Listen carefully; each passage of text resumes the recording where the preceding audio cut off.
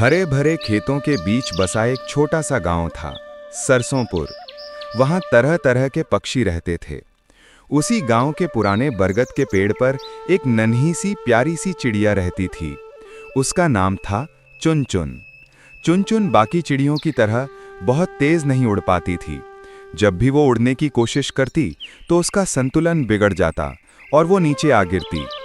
बाकी चिड़िया हंसकर कहती, अरे ये चिड़िया तो उड़ ही नहीं सकती, इससे बड़ी तो गौरैया के बच्चे उड़ जाते हैं।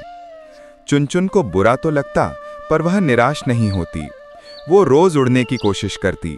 सुबह सूरज निकलते ही वो पंख फैलाकर पंखों में हवा भरती और आसमान की ओर देखती। लेकिन उसका अभ्यास अभी पूरा नहीं था। वो उड़ने की जिद करती रहती, पर उसकी माँ उसे समझाती, धीरे धीरे सीखोगी तो एक दिन ऊंचा उड़ोगी, जल्दीबाजी मत करो। चुनचुन की माँ बहुत दयालु और समझदार थी। वो जानती थी कि जीवन में किसी भी कौशल को सीखने में समय लगता है, इसलिए वो चुनचुन को रोज अभ्यास कराती।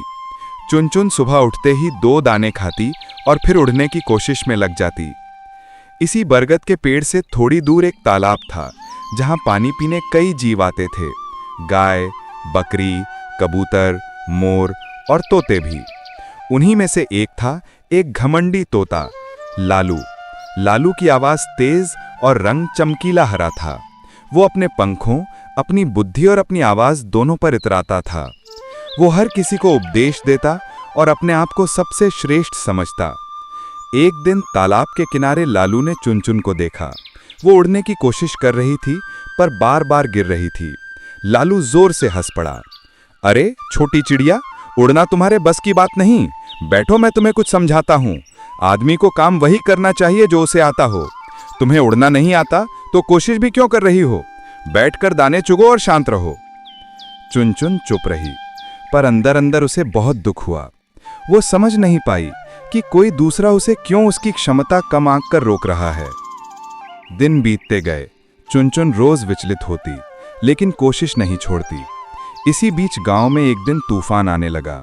आसमान में काले बादल छा गए, तेज हवा चलने लगी। सारे पक्षी अपने घोंसले बचाने में जुट गए। चुनचुन की माँ बोली, बेटा, पेड़ की टहनी मजबूत है, पर तू अपने घोंसले को अच्छी तरह थाम कर बैठ जाना। तू छोटी है, बाहर मत निकलना। धीरे धीरे तूफान और तेज हो गया। पेड़ हिलने लगे। बरगद के पेड़ की टहनियां बहुत भारी होने लगीं। कई पक्षियों के घोंसले टूट कर गिर गए। बारिश जोर जोर से पड़ने लगी। तभी लालू तोते का घोंसला हवा में डगमगाने लगा। लालू घबरा गया। तेज हवा ने उसे इधर उधर उछाल दिया। पानी से भीगे पंखों से वो उड़ नहीं पा रहा था। वो चिल्लाया, बचाओ, कोई मुझे बचाओ। किसी के पास समय नहीं था। सब अपने घोंसले की रक्षा में लगे हुए थे। तभी चुनचुन ने देखा कि लालू मुश्किल में है। उसका दिल दया से भर गया। चुनचुन ने अपनी माँ से कहा, माँ, लालू को मदद चाहिए, मैं उसे बचाऊंगी।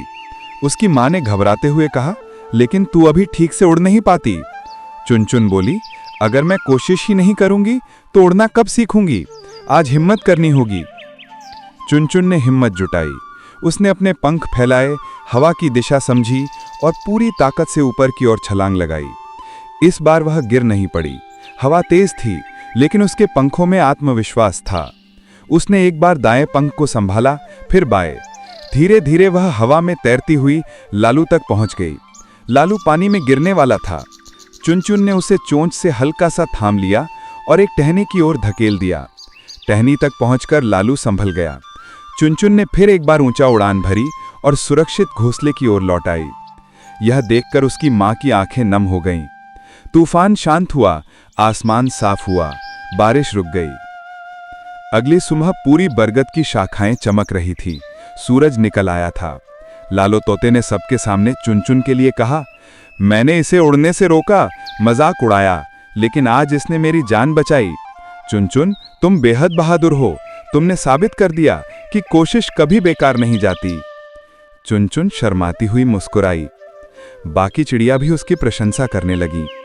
उन्होंने मिलकर चुनचुन की तरफ देखा और कहा, हम सबको तुमसे सीखना चाहिए। हिम्मत करने वालों की हार नहीं होती। उस दिन के बाद से चुनचुन रोज ऊंचा उड़ने लगी। वो अब डरती नहीं थी। उसके छोटे पंख भी बड़े पंखों को चुनौती देने लगे। वो जान गई थी कि जीवन में गिरकर उठना ही असली उड़ान है। कहानी की सीख। दुनिया कुछ भी कहे, कोशिश मत छोड़ो। मेहनत और हिम्मत से कोई भी ऊंचा उड़ सकता है।